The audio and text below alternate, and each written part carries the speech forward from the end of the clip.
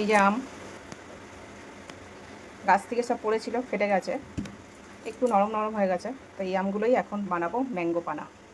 মা আজকে কি করছো? ম্যাঙ্গো ম্যাঙ্গো গন্ধ বেরোচ্ছে। ম্যাঙ্গো পানা, ম্যাঙ্গো পানা। আর অনেকটা আম নিয়ে এসেছিল।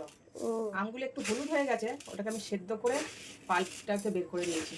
ও ডাউ হাতটা দেখছি, এই যে দেখ, এটা সেদ্ধ করে পাল্প বের করে নিয়েছি। আর এটা এই যে ছেঁকে নিয়েছি নেট দিয়ে। কোথায় থেকে? এই যে নেট দিয়ে ছেঁকে নিয়েছি। আচ্ছা, মিষ্টিটা একটু বেশি দিতে লাগবে।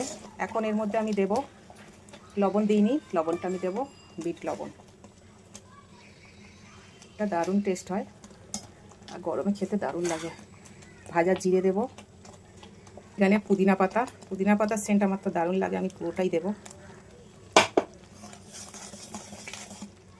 আমি সামান্য একটু ফুড কালার দেবো, ওই হাফ চামচের মতো দেবো।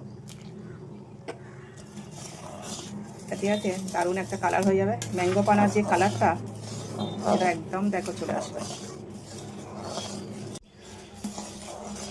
যদি কেউ মনে করো যে ফ্রুট কালারটা দেবে না, তাতে কিন্তু কোনো অসুবিধা নেই। কারণ দেখবে ম্যাঙ্গো পানা আমরা যেটা মার্কেট থেকে কিনি, ওটার মধ্যে ফ্রুট কালার দেওয়া থাকে, সেম কালারটা একদম। আর এর মধ্যে আমি একটু গোলমরিচ দেব।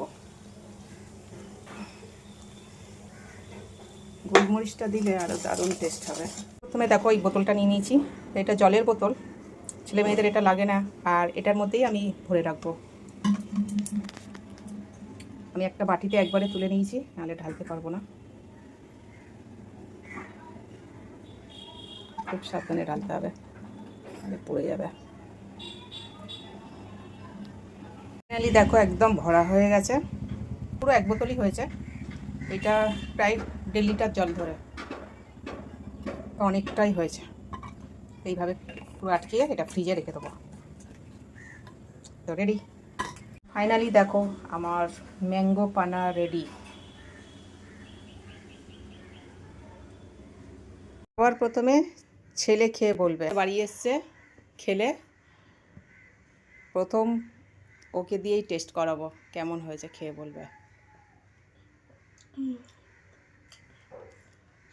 কেমন হয়েছে। একদম ম্যাঙ্গো পানার মতো হয়েছে। তো ছেলে সব কিছুই টেস্ট ভালো বোঝে, ওকে দিয়ে ম্যাঙ্গো পানার দিয়েও যেটা দোকানে পাওয়া যায় ওটার দিয়ে বেশি টেস্ট হয়েছে। এটা বেশি টেস্ট হয়েছে। সত্যিই এটা খুব দারুণ খেতে হয়। তো এইভাবে তোমরাও একবার বানিয়ে দেখো, দারুণ লাগবে। তো ছেলের মুখ থেকে শুনতেই পেলে। ভালো হতো।